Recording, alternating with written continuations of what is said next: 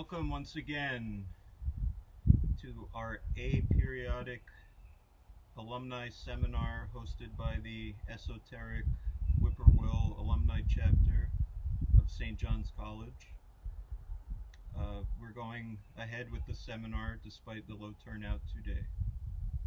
Yes, our host has arranged, Johnny, for us to have this assortment of O.Tothereal's art with us today, and that's what we'll be discussing. And we've read the narrative of that, and our host has allowed for us to have it here, although unable to be with us today. But Johnny left us this opening question that I'll read for us.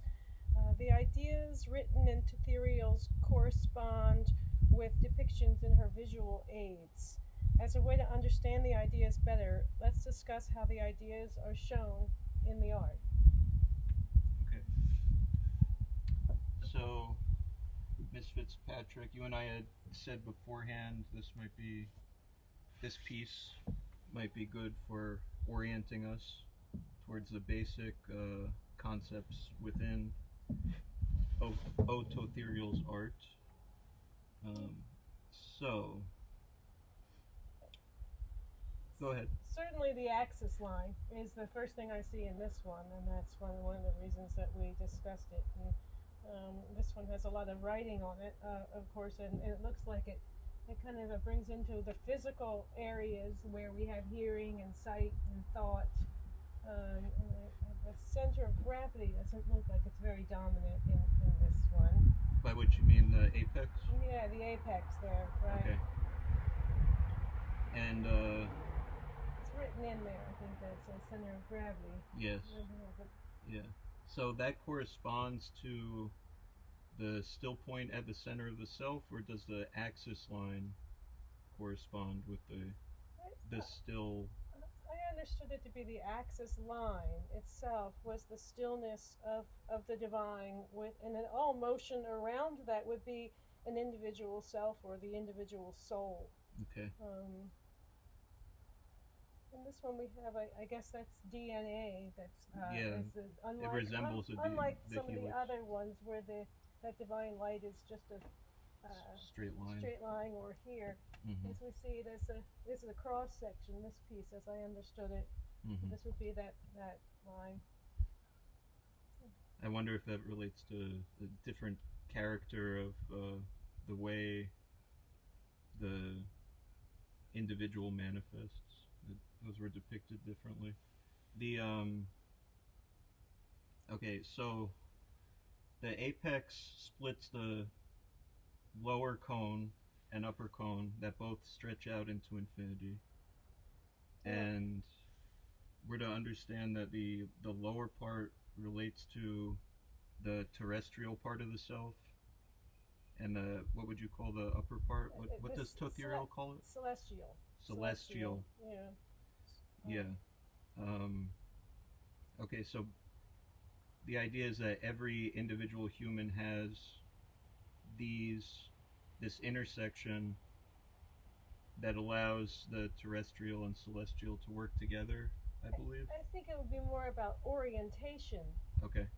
That we're oriented just by virtue of the way the whole planet is designed and the way we fit in the design of the planet, that we're oriented with a portion of us towards the planet and then another portion of us towards what we consider the heavens, of course, but it's that really our perception of the planet is directional only because of our perception, not necessarily by anything. I mean, there is no up and down once you're on the moon.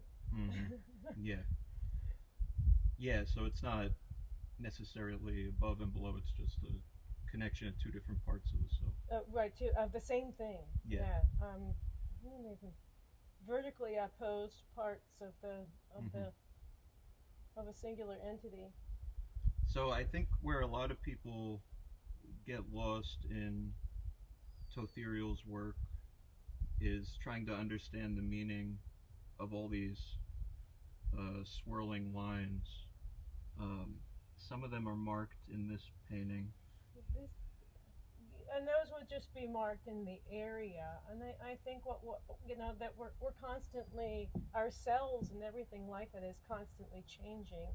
And I think that what you're looking at here is the concept of whatever air movement and whatever displacement of other magnetic fields that you're on, that area that a human being perceives that they take up, and then perhaps area that they're taking up but unaware of, not unable to perceive that you're. Well, so the air would be also swirling up here. I mean the air around you. Right. I mean this is the depiction of the soul. So yeah. I think there's in this one. I think we have breathing, and it goes into two different directions. I see that. Yeah. The way the air would actually be moving into the body and then coming out of the body would be here and here, but it would be. It would be moving in more than one direction, obviously, and going down as far as, I guess, the lungs and coming back up. Okay. I think in this one we have is one of the ones in which the lines of force are visible, and that's one of the ones that's written in. So the lines of force, if this is your center of gravity, would create this pattern at least. Electromagnetic pattern. Right. Yeah. Interesting. Okay, so in general, the O.Tothereal writes a lot about the concept of swirl and how our swirl is affected by new thoughts or interactions, and how this is something that gets shared when there's a relationship of any kind amongst multiple cones. This piece, I think, if we're talking about which pieces depict those, that one certainly depicts a lot about the swirl. Okay. I think this one, there's words in the canvas itself. It looks like in French or something in cursive that were left. One of them says thought. Yeah. Yeah. Oh, I see what you mean. Here, there's original words deep into the. Oh yes. You see, and then I guess O.Tothereal added words heard, read, and spoken by those, plus those written between any two people. I guess we're supposed to understand as a certain set. So like the things that you and I are saying to one another now become part of this set of words spoken between the two of us, and since we're sharing it with as an alumni seminar, anyone else. So I guess that would be what you're saying is part of my swirl, and what I'm saying is part of your swirl. And anyone else who's listening, it's entering. Right, and even your possessions back at home, in your own space, or the things you've written that other people have read. I guess it says here written word. So that seems like that's in letters, the terrestrial part. Well, I think there's words deep down in here, but yeah, I think there is something more terrestrial about if you leave behind a text and it stays in you're dead, but it's a copy, in the library at St. John's. It is a terrestrial object. When I connect with the soul of those who aren't here anymore, it's because they left something physical. Yeah. And I guess spoken and heard are a little less tangible than that. It seems like thought is depicted by white in this one. Is that what that means? No, or is it here at the intersection? I think it's just. I think it just goes down to sort of the area of their. I mean, you think about the people, and you think about their words when you're not together. So I think it's just supposed to. I don't know. Does this one have? I think this one has at least one head of a human. Okay. This here. Oh yeah. And then so I think that it's supposed to just show us that realm. Here, there's hearts in this one. They show, those, I believe, those little. Mm. And one thing I have trouble wrapping my head around also with the cones is the different shapes that, like someone who's less open-minded, their cone is more oblique in her depictions. I think their cone would be more acute. It would be Acute? narrow. Oh, It's yeah. like a narrow-minded person. Oh, is it? Yeah, Oh, and so I think that the concept I is. misunderstood that. Yeah, Go yeah. You would, because no, oblique is the difference between a biased person and a fair person. I was thought thinking you of had biased as narrow-minded. Is that not? Oh no! You don't think that's what she meant? I think you can be fair but still limited. The person who's fair but doesn't read much or only knows one language, and is a very acute concept of how much is them. Mm-hmm. Whereas, so you can be fair but limited, or 6 languages and a bunch about birds, and so your experience when you're walking through the woods is to know that bird and perhaps know 3 different names for that bird, and so there's more in of everything that you perceive as yourself, because you do that those words, those names for that bird, and recognizing its call is you. It's part of the soul, and you're sort of carrying it. So when you're walking in the woods with someone who doesn't know the name of that bird or the call of that bird or any of the names for it, their experience is limited, although they still have the same stimulus. The same bird is heard. The same thing comes into your swirl, but your experience of it would be greater. I understood. Yeah. Okay.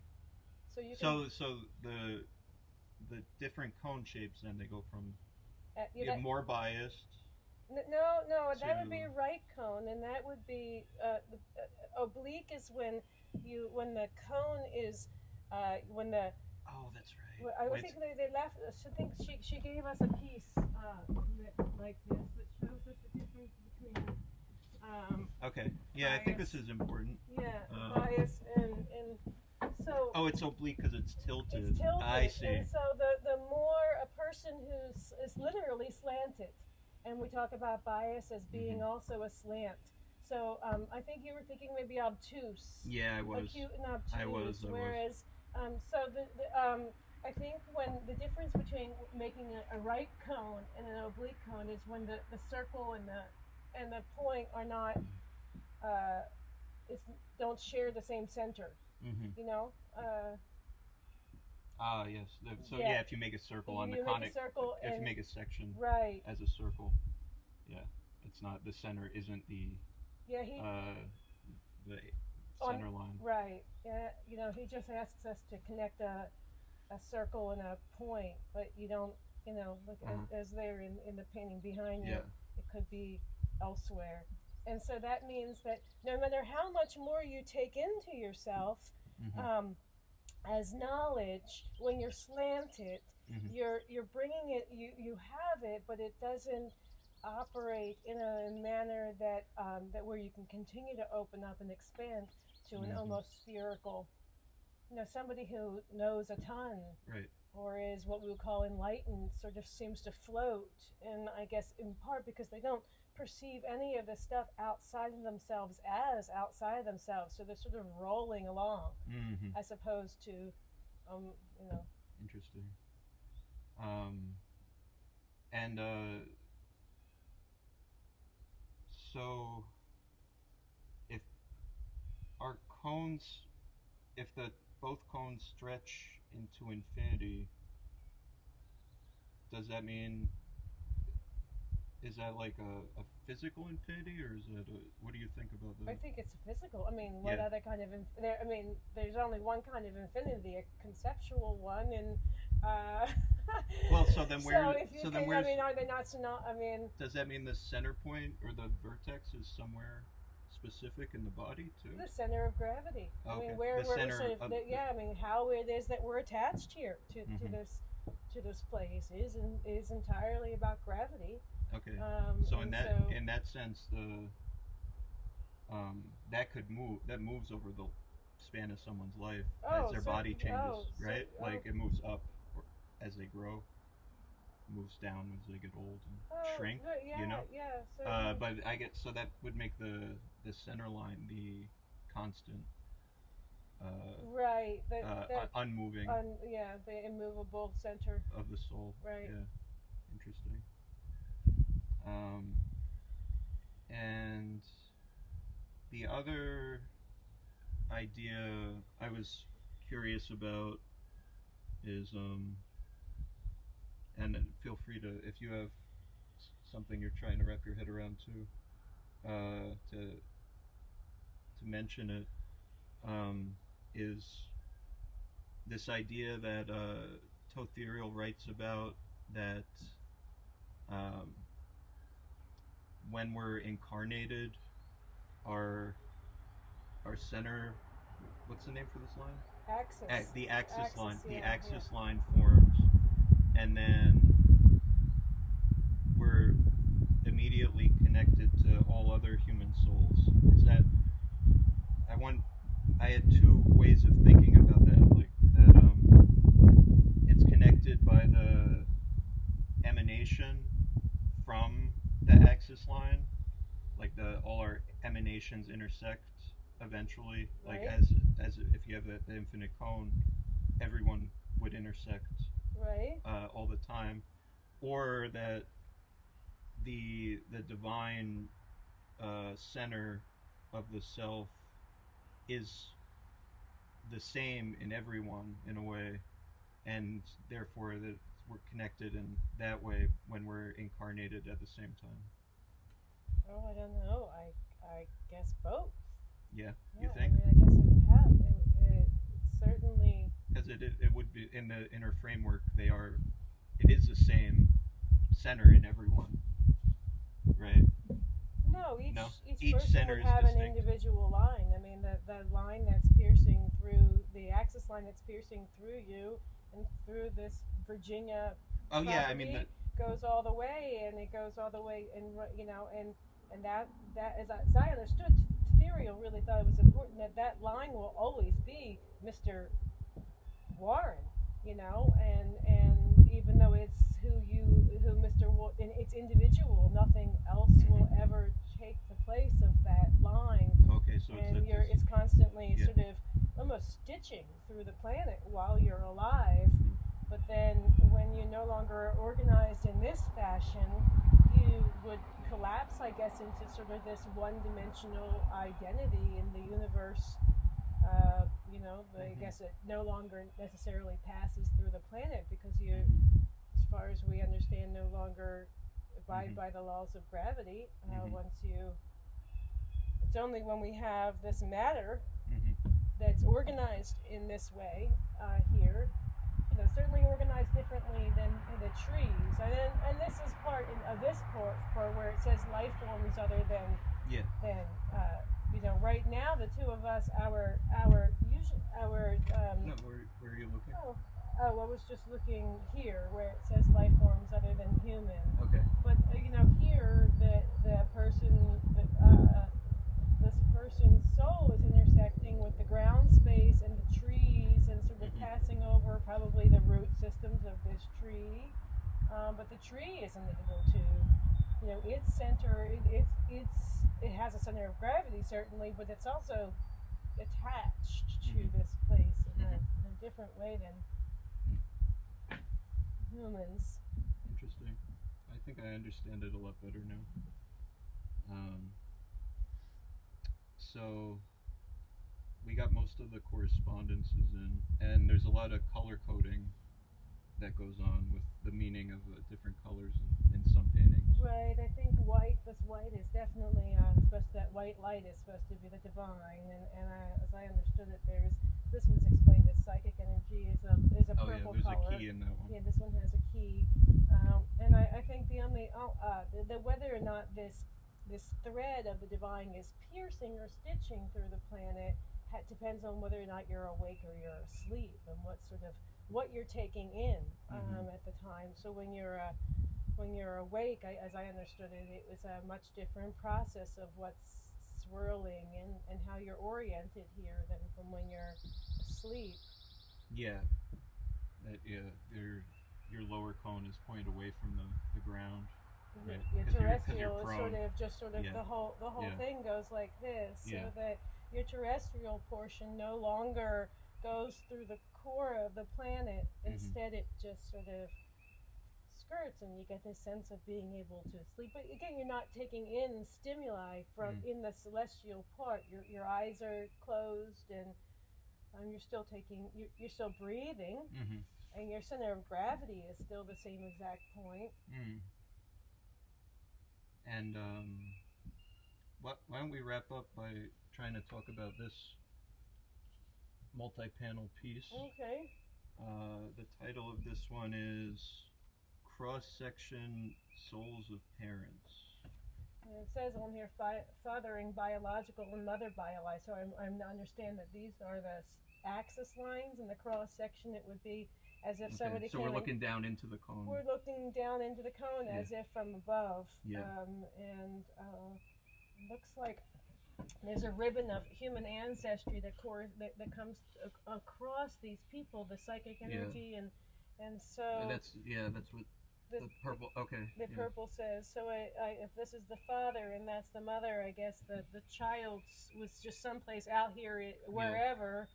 But this is the way it looks like they're both swirling, and the swirls are in the same direction of this. What does this say? Mothering biological. Okay. So I guess that the pink corresponds with, I guess this is the mother and this is the father over here. Okay. Yeah, so in a way the swirl extends. Okay, put this one back. So, and then I guess, but at all times, this mother and father are continuing to their souls. It's about their souls. It's not, they don't have to be in the middle of a telephone conversation about their child. For that line to be there, for this line that connects their two souls, and then this third soul, or however many children they have, are out here someplace. And I guess that line would then extend back through their parents. Well, there would be beyond. Sort of the same thing here. Almost fallopian tube-like. Yeah. But here. But obviously their parents would sort of let out onto them in the same way. Someplace up here it would connect back up, and that would be how all humans are connected. Yeah, I think this is a really intriguing way of thinking about who we are and what we are. And what do you want to say about that? I just pulled it out. Look at these are, as I understand, just two people isolated with two souls with the center. The moon is over there. I guess one of them is purple and one of them is dominantly orange. Do we have a title on that one? This one's two spirits with sun signs. Okay. They're one of the first ones that O.Tothereal did. On a painting that's had some yellow in it that she perceived as zodiacal signs. You mean the canvas was repurposed? The canvas was repurposed. Like most of these? Right. Yeah. Interesting. Yeah, I mean, I feel like they're isolated because they're at different. Well, angles. I'm isolated in that there's only two humans, but of course, however many other humans, this is two humans. Right. If the rest of them were in, there'd be millions more overlapping. Right. So I'm isolated insofar as it's only these two, and the moon and the planet and the sun are showing, so that we can see. I guess so they don't appear. They are overlapping here, but they're not. We can't see where they overlap here yet. Right. So this speaks to the infinite cone, how all our cones intersect eventually. Right. I mean, in this one, these two appear to intersect only here and here, but they would then pick up again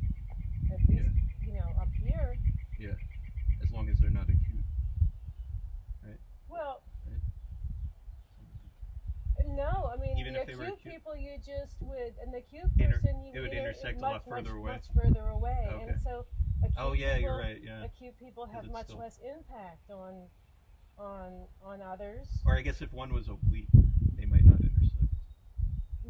On the up here. Up here, Yeah. yeah, Yeah. I think ultimately they would still. I mean, you're going off into Well- both people are going off into infinity. Yeah, but if it's oblique enough for the, like if it's at more of an angle than the other cone, you know, so like, let's say this is the edge of the cone that's not oblique. Right. If the inner edge of the one that's oblique is going that way or more of an angle. Right. But still, they would intersect on one side, On one, not the other. Or not on the other. Yeah. Huh. It's something to think about. Yeah. Well, anyway, do you have anything else you want to add, or should we just that wrap sounds this good. up? That sounds good to me. Yeah, thanks Too- for coming out, Mr. Yeah. Warren. Yeah, too bad we didn't have more people. Yeah. But But maybe another time. some I people- understand this is a new work. some people will participate in the comments section Okay. and add to the discussion. Thank you all for joining us.